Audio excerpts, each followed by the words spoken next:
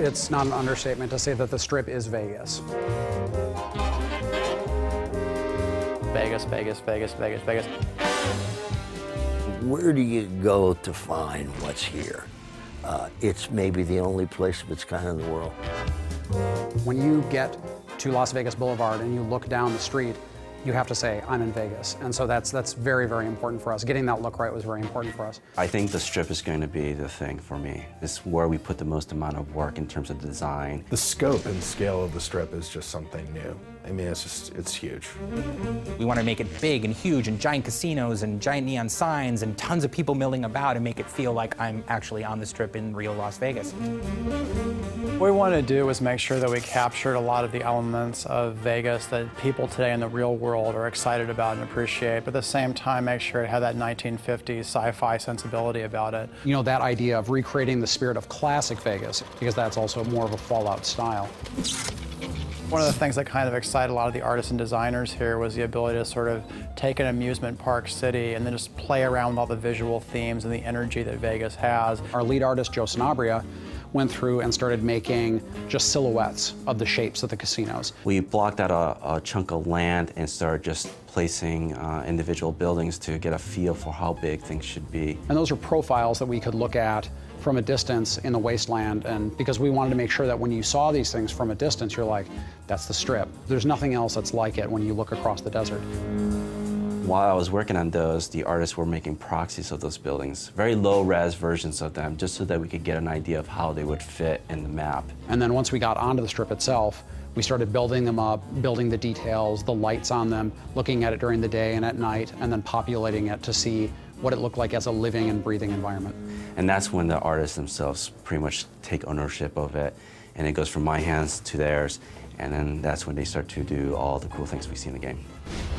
When you arrive at the Strip, it's definitely a wow moment. When you go through the gates of the Strip, you know, you find yourself in a location that you really haven't seen anything of its like in the Fallout universe before. We knew we wanted the player to get that feeling that you get when you go to the real Las Vegas Strip, which is, you know, you set foot at one end of the Strip and you look down and you see like all the neon lights. It's about kind of bringing that feeling back of those big signs that say, you know, Dean Martin and Sinatra, you know, playing and things like that. We're going to examine all the different vices in human nature, spread those amongst the casinos on the Strip. What are the main themes of Las Vegas when you go there? And, you know, things that always come up are, you know, luck, sleaze, luxury, organized crime. Each casino has its own theme and its own feel, and as soon as the player goes into it, they get it. You have the Tops, which is run by a tribe called the Chairmen, and they really harken back to the Rat Pack. Everything about it is very Rat Pack oriented.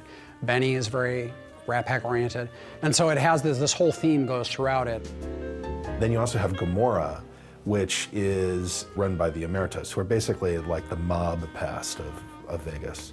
The whole point of the casino is sort of a sex sells kind of idea. As soon as you step into the door, like there are flames going up on either side of you. There's like the demonic statues off in the corner. Women dancing in cages and prostitutes literally walking around and soliciting you while you're trying to gamble. It's also, of course, one of the most profitable casinos on the Strip, because you have a lot of servicemen from the New California Republic Army who are going to the Strip on leave. This place smells like booze and sex. That's why I always come back. Mr. House's casino, the Lucky 38, that has a very mausoleum feel about it intentionally. So when you go in there, you feel like you're actually walking into an ancient crypt, a part of the old world that hasn't been touched. And that's supposed to reinforce a lot of his character in that location. We also have the Ultra Lux, which is the super ritzy casino. Big, high dome, very nice people greeting you and being maybe a little too well-mannered with you. I am at your service. Ultra Lux is all known for basically being high society, and so you can kind of hobnob with the wealthy elite that do visit the Strip because they tend to stay there. You look like you'd be more at home at one of the other hotels. I think a big part of Vegas, no matter what time period it's gone through, each casino is trying to sort of carve out its own particular theme and niche, and it was a lot of fun coming up with those styles for the casinos, specifically in New Vegas. You also see a lot of debauchery on the Strip, of course. You see a lot of, you know, drunken soldiers who are kind of stumbling around from casino to casino. Walking around in drunken stupors and puking on the sidewalks and dancing naked in fountains and that sort of thing. Securitron robots will roll out of there and patrol the strip quietly, just day in and day out. So if you show any iron on the streets or start shooting, those guys will take you out.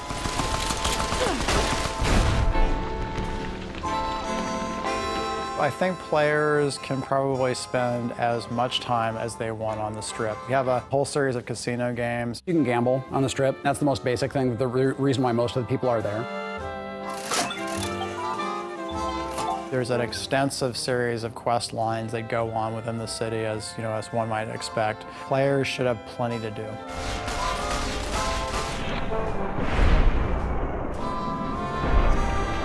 In the end, I think we did a really good job. The guys worked hard and were able to put things together in a way that I think is going to be entertaining for folks. What keeps people coming back, I believe, is just good gameplay, good story. Maybe for some people, it's the amount of blood and violence that we have in the game, I don't know. Taking a previous past and create a total new reality derived from this past, I think people are just really, it turns them on. If you enjoyed Fallout 3, when you get into New Vegas, you're going to get a lot of shocks, you're going to get a lot of surprises, a lot of reversals, and you're going to get another classic Fallout experience.